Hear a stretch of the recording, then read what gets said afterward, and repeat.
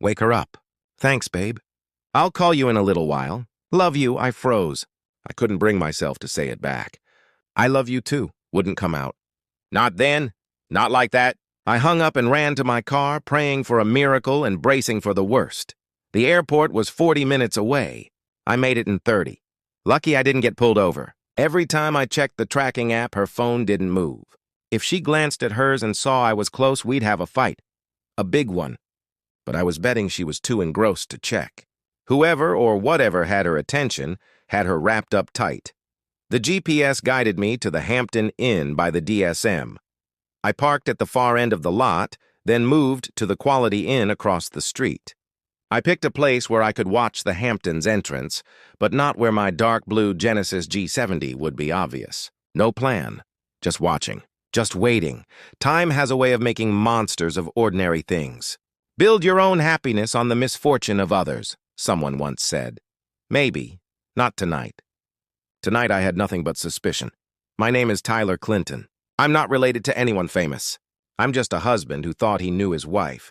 Her name is Lindsay. Lynn to me. Smart, sharp, beautiful. We met in grad school in Chicago. I studied public health and business. She trained to be a nurse anesthetist. She worked in the neonatal unit. Long hours, tough cases. She loved that life. She also loved novelty. New restaurants, new apps, new friends, new experiences. We signed a prenup. She hated the idea at first. I told her it protected both of us. She signed. Simple terms. 50-50 on most things. 80-20 if adultery caused the split. We never talked about it again. We moved to Des Moines. Bought a house. Built a life. 8 years, good jobs, good neighbors. A marriage I thought was solid. Then 3 weeks ago, everything changed. It was the last week of April. I'd been at a conference in Kansas City. I drove home early the last morning and left at 5. I wanted to surprise her at 8. Her car wasn't in the driveway. The bed was made. No dinner leftovers in the fridge. Little things, but enough to prick my skin. We have Glimpse on our phones and a tracking app. Her phone showed up near the airport. My chest tightened. I called. Hey, babe, she answered, sleepy. Why are you calling so early on my day off? I lied. I miss you. I had some time. Thought I'd hear your voice. In the background, I heard a bed creak. She wasn't at home. She said she'd run errands and meet coworkers Kim and Sally for dinner. She said she loved me and would be home by tomorrow night. Then she asked me to check the top drawer of my nightstand for the pen I'd given her for her birthday. Can I check and call you back? She asked. Wrong answer. I was already driving. An hour later, she walked into the lobby of the Hampton Inn with a young man. Holding hands, kissing. Justin Banks, a 28-year-old medical student I'd met at the hospital. My throat closed. I snapped a few photos. My face burned. I felt like an intruder on my own life. He'd seemed arrogant to me when I'd met him. Smirky. Too alpha. Lynn had dismissed it. Doctors can be narcissists, she said. Justin's not like that. They left the hotel to grab a bite 2 miles away. Perfect chance. I followed them. I had a few minutes. The Hampton lobby was quiet. The front desk woman, Beth, looked sympathetic when I blurted the truth. I think my wife is in that room with that man, I said. I'm not going to make a scene. I just need to know. Beth asked for a name. I gave it. She checked the card. She called housekeeping. 10 minutes later, she led me to room 319. The door clicked green. I stepped inside. Clothes. A man's shirt and khakis tossed on one side. A woman's blouse and skirt on the other. The air smelled like someone else's perfume. I recorded 60 seconds on my phone. A calm, clinical narration. Room 319, photo evidence. Timestamps, proof. Beth steadied me. She put a hand on my shoulder. I'm sorry, she said. I don't know what to say. She winked and told the porter she'd be on the 3rd floor for 5 minutes. I took a couple of things, a blouse, a scarf. I didn't care about the ethics of it then. I wanted proof. I left without making a scene. I didn't want to be the angry husband on camera, at least not yet. Back at my car, I texted her a cold, stupid thought I didn't send. Screw you, cheater. I didn't send it. I typed and drove. I went to Winterset.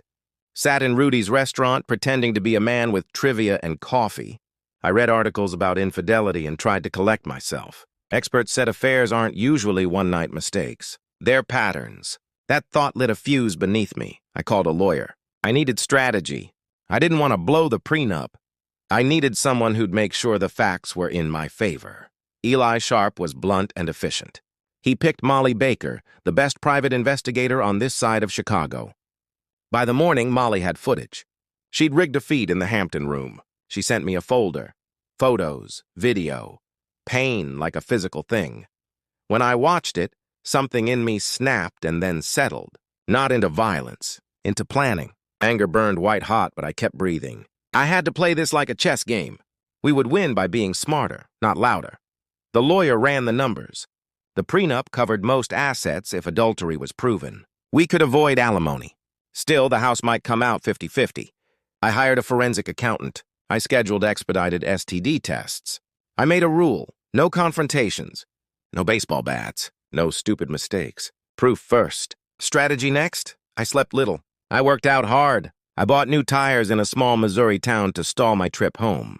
I called Lindsay and lied, again, about being stranded. She kissed me goodnight over the phone. "I love you," she said. I didn't answer properly. I couldn't. I watched the footage again.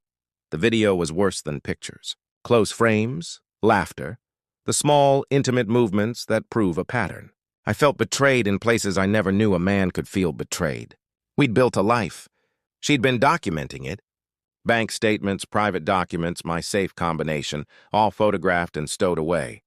This wasn't a fling. It was a disappearance plan. That realization made the prenup look different. This wasn't just about sex. It was about erasing me. But we were not children. We were not actors in a revenge film. I walked a line.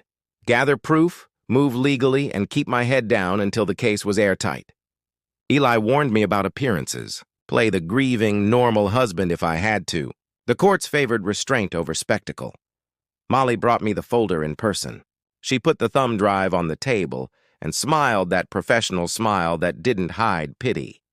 "Give yourself some space if you watch this," she said. It's brutal. I watched anyway. I watched until my eyes hurt. Then I made a list. Names, dates, bank transfers, hotel stays, the people who knew, the people who would lie.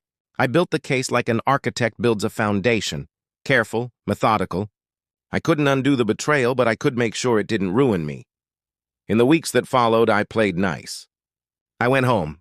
I pretended. I smiled in public. I sat on the porch, 2 acres of quiet, while a private investigator parked around the corner. I met with Eli Sharp. I let my bruised ego mend on the surface. Inside, I read the evidence. I learned that people who plan to vanish take their time. They plant paperwork, move accounts, create alibis. They rehearse. They count on you to be the last to know.